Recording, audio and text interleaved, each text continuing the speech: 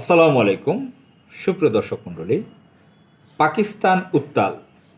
আপনারা জানেন, সম্প্রতি আমি গণমাধ্যমগুলোতে দেখতে পাচ্ছি পাকিস্তানের ডন, আল জাজিরা, বাংলাদেশের নয়াদিগন্ত বিদেশি বিভিন্ন সংবাদ মাধ্যমের বরাত দিয়ে রিপোর্ট করে যাচ্ছে, এবং অন্যান্য বিভিন্ন গণমাধ্যমগুলো, বাংলাদেশের জাতীয় দৈনিকগুলো, বিবিসিও নিউজ করতেছে, বিবিসির বরাত দিয়েও করতেছে, মানবজমিন, ইত্তেফাক, বিভিন্ন মিডিয়াগুলো, প্রিন্ট মিডিয়া, ইলেকট্রনিক্স মিডিয়া পাকিস্তানের বিষয়ে নিউজ করে যাচ্ছে। পাকিস্তান বর্তমানে উত্তাল। বিশেষ করে বাংলাদেশে 2024-এর জুলাই আগস্টের যে রিভলিউশন হয়েছে, গণ অভ্যুত্থান হয়েছে, যে বিপ্লব হয়েছে, এই বিপ্লব দেখে পাকিস্তানের জনগণ, তরুণরাও উজ্জীবিত হয়েছে। পাকিস্তানের অত্যন্ত জনপ্রিয় ক্যারিশম্যাটিক একজন লিডার জনাব ইমরান খান। জনাব ইমরান খান পিটিআইয়ের চেয়ারম্যান। পিটিআই তার নিজের গড়ে তোলা রাজনৈতিক দল, পলিটিক্যাল পার্টি।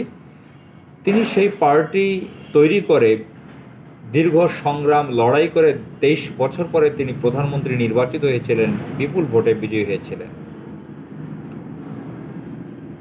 তিনি ক্ষমতায় কিছুদিন থাকার পর, সে সময়টা আপনারা জানেন, কিছুদিন থাকার পরে তার বিরুদ্ধে ষড়যন্ত্র শুরু হয়। ষড়যন্ত্র শুরু থেকেই ছিল।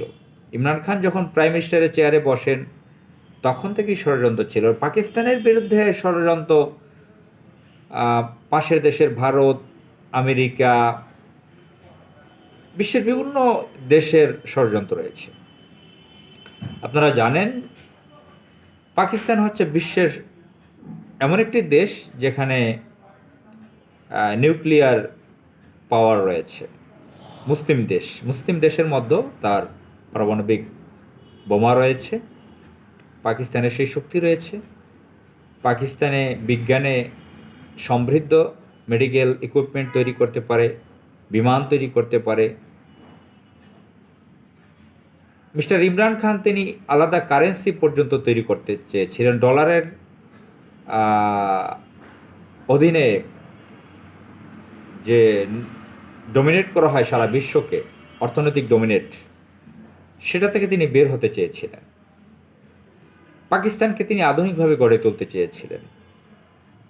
এই জনপ্রিয় নেতার বিরুদ্ধে ষড়যন্ত্র ছিল আন্তর্জাতিক ষড়যন্ত্র। আমি বলছি না ইমরান খান পুত পবিত্র, দুধে ধোয়া, তার মতন ভালো মানুষ হয় না। তিনি সরাসরি কোনো ইসলামিক রাজনৈতিক দলের নেতা নন।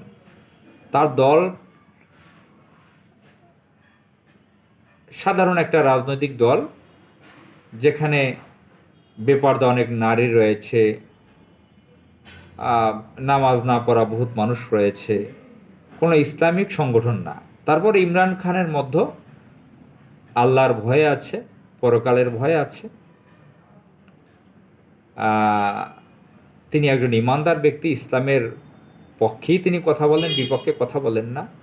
ব্যক্তিগত জীবনে তাকে নিয়ে অনেক সমালোচনা রয়েছে। তিনি জেমিমা নামের একজন খ্রিস্টান নারীকে বিয়ে করেছিলেন, ইংল্যান্ডের বিখ্যাত এক পরিবারের এক নারীকে। তিনি ক্রিকেটার ছিলেন, বিশ্ববিজয়ী একজন, বিশ্ব চ্যাম্পিয়ন একজন খেলোয়াড়, স্পোর্টসম্যান ছিলেন, প্লেয়ার ছিলেন, ক্রিকেট খেলোয়াড়। তিনি বিশ্বকাপ পেয়েছিলেন। তার জেমিমার সাথে তার সম্পর্ক হচ্ছে, তার আরও 2টা বিয়ে, এসব মিলিয়ে তার ব্যক্তিগত অনেক সমালোচনা আছে। তিনি আবার মিস্টার নিয়াজি সাহেবের ভাতিজা, জেনারেল নিয়াজি, 71-এ তার ভূমিকা সম্পর্কে আপনারা জানেন। ওদিকে মিস্টার ইমরান খান অক্সফোর্ডের ছাত্র, অক্সফোর্ড সহ বিশ্বের অনেক নামি দামি হাই ব্র্যান্ডের শিক্ষা প্রতিষ্ঠান থেকে তিনি লেখাপড়া করেছেন, শৈশব থেকেই পাশ্চাত্য দেশেই লেখাপড়া করেছেন। তো এসব বিষয় নিয়ে আমি কথা বলে বেশি সময় দীর্ঘায়িত করতে চাই না, বক্তব্যটা লম্বা করতে চাই না। আমি বোঝাতে চাই যে পাকিস্তান উত্তর রয়েছে। আপনারা জানেন যে জুলাই আগস্টে 2024 সালে বাংলাদেশে যে গণ অভ্যুত্থান হয়েছে, রেভলিউশন হয়েছে, বিপ্লব হয়েছে, এটা দেখে কিন্তু পাকিস্তানের অনেক নাগরিকরা, তরুণরা উজ্জীবিত হয়েছে। তারাও চায় তাদের জনপ্রিয় ক্যারিশমেটিক নেতা ইমরান খানকে রাজনীতিতে ফিরিয়ে আনতে, তাকে কারামুক্ত করতে চায়। 1 বছরের বেশি ইমরান খান জেলে রয়েছে, তার বিরুদ্ধে 100-র উপরে মামলা দেওয়া হয়েছে। 100 বা 150-র উপরে মামলা দেওয়া হয়েছে, বিভিন্ন আবল তাবল মিথ্যা রাজনৈতিক মামলা। এখন পাকিস্তানের কোন একটা প্রদেশের মুখ্যমন্ত্রী পিটিআই দলের, ইমরান খানের দলের, তিনি উদ্যোগ নিয়েছেন লং মার্চ করবেন ইসলামাবাদের পথে অন্য অন্য প্রদেশ থেকে রওনা দিয়ে। ইমরান খানের বর্তমান যিনি স্ত্রী, কি বিবি নাম সম্ভবত, তার নামের সাথে বিবি আছে, কোনো একটা পীর পরিবারের একজন পর্দানশীল নারী, তিনিও নেতৃত্ব দিচ্ছেন রোড মার্চ করার জন্য। লং মার্চ বা রোড মার্চ হতে হবে, রোড মার্চ। তো ইসলামাবাদের দিকে এগোচ্ছে তারা। এখন ইসলামাবাদের পুলিশে এই বিক্ষোভকারীদের দমন করার চেষ্টা করেছে। অলরেডি একটা ছোটোখাটো সংঘর্ষ হয়েছে, একজন পুলিশ নাকি সেখানে প্রাণ হারিয়েছে, সেটা নিয়ে অনেক রহস্য রয়েছে। সেটা কি আসলে কী ধরনের, কিভাবে কে মারা গেছে, পুলিশটা কিভাবে কোন ষড়যন্ত্রে মারা গেছে, সেটাও নিয়েও একটা সন্দেহ রয়ে গেছে। আসলে কি পিটিআই সমর্থকদের কারণে, না অন্য কোনো কারণে?